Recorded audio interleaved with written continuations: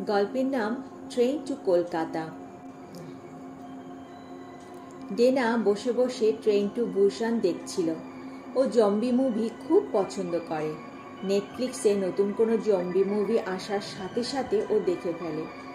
আগামীকাল ওরা কলকাতা যাবে মাসির বাড়ি বেড়াতে। ডেনার মা এসে তাগাদা দেয় তাড়াতাড়ি ঘুমিয়ে পড়ার জন্য, কারণ সকাল 7:10 ট্রেনটা ধরলে ওরা তাড়াতাড়ি চলে যেতে পারবে। সারাদিন থেকে আবার সন্ধ্যার দিকে চলে আসতে পারবে। কিন্তু এই জম্বি মুভিটার আর মাত্র 15 মিনিট বাকি। ডেনা ভাবে মুভিটা সম্পূর্ণ দেখেই ও ঘুমাবে। মুভি শেষ হওয়ার পর ওর খুব কষ্ট হয়, কেন যে বাবাটা শেষ মুহূর্তে মারা গেল। লাইট নিভিয়ে ডেনা মন খারাপ নিয়ে ঘুমোতে চলে গেল। ভোরে মার ডাকে ঘুম থেকে উঠে তাড়াতাড়ি করে ও রেডি হয়ে গেল। ওরা যাবে কল্যাণী সীমান্তে, তাই ওরা সীমান্তর দিকে রওনা হলো। ট্রেন ছাড়লো ঠিক 7:10। ওরা এর মধ্যে ট্রেনে উঠে সবাই গুছিয়ে বসলো। মা টিফিন বক্সে করে খাবার নিয়ে এসেছিলেন। ট্রেনটা মেইন কল্যাণী স্টেশনে ঢোকার আগেই ওরা সবাই খেয়ে জানালার ধারে বসে প্রকৃতি উপভোগ করতে থাকলো। কল্যাণী মেইন স্টেশনে যখন ট্রেন পৌঁছলো তখন ওরা চিৎকার শুনতে পেল।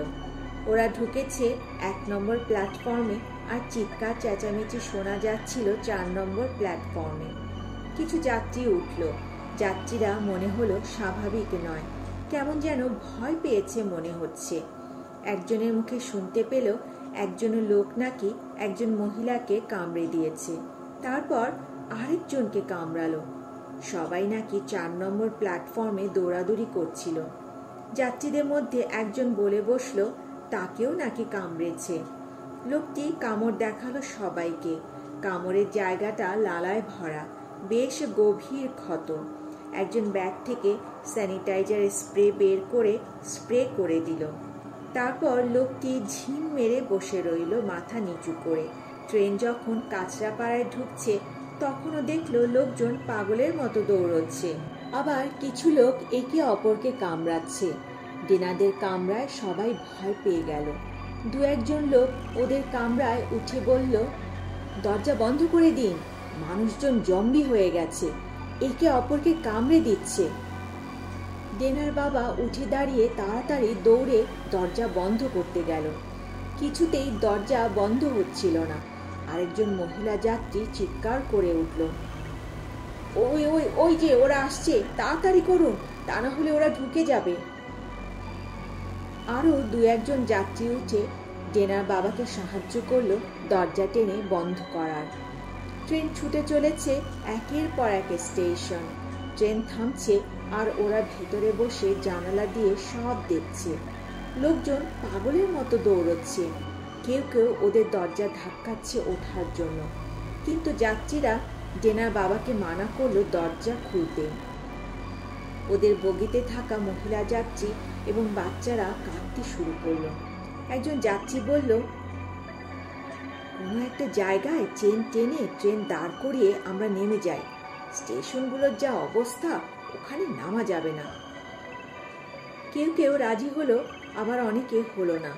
তর্ক বিতর্ক শুরু হয়ে গেল। সবাই একসময় একমতে পৌঁছলো যে সামনের 2 স্টেশন দেখে ট্রেন টানা যাবে। ট্রেন যখন দমদম পৌঁছলো সবাই দেখলো সারা স্টেশন জুড়ে জীবিত কেউ নেই, শুধু লাশ। হঠাৎ করে ওদের দরজায় ধাক্কা। কয়েকজন জম্বি একটি মেয়েকে তাড়া করেছে, আর ওদের কামরায় দরজায় এসে ওই মেয়েটি চিৎকার করছে। ডেনা চিৎকার করে উঠল, পাপি, খুলে দাও, ওকে ভেতরে আসতে দাও। ততক্ষণে মেয়েটা জম্বিদের হাত থেকে বাঁচতে অন্যদিকে ছুটে গেল। পেছনে পেছনে জম্বিরা।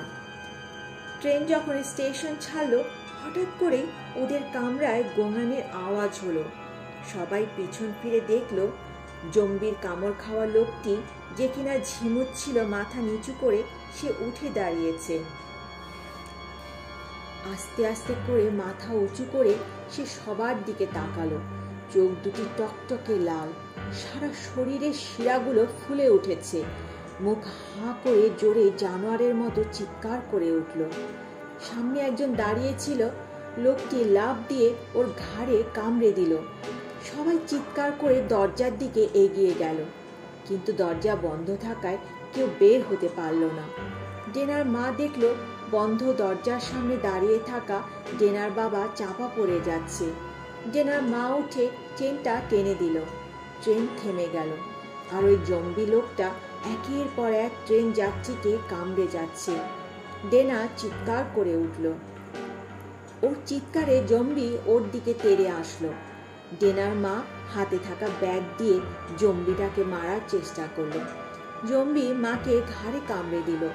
ডেনা মা বলে চিৎকার করে উঠল, আর সাথে সাথে জম্বি ওর কানে কামড়ে দিল। ডেনা চিৎকার করে উঠল ব্যথায়। ঘুম থেকে তাকিয়ে দেখলো মা ওর কান ধরে দাঁড়িয়ে আছে। কতক্ষণ ধরে ডেকে যাচ্ছি, ওঠ ওঠ, ট্রেন মিস করে যাব তা না হলে। মহারানী মহা সুখে ঘুমিয়ে ঘুমিয়ে স্বপ্ন দেখছে। ডেনা বুঝতে পারলো ও স্বপ্ন দেখছিল। তখনও ওর কান ব্যথায় টনটন করছিল। সাথে সাথেই ডেনা উঠে মাকে জড়িয়ে ধরল আর বলল, মা তুমি জম্বি হওনি তো?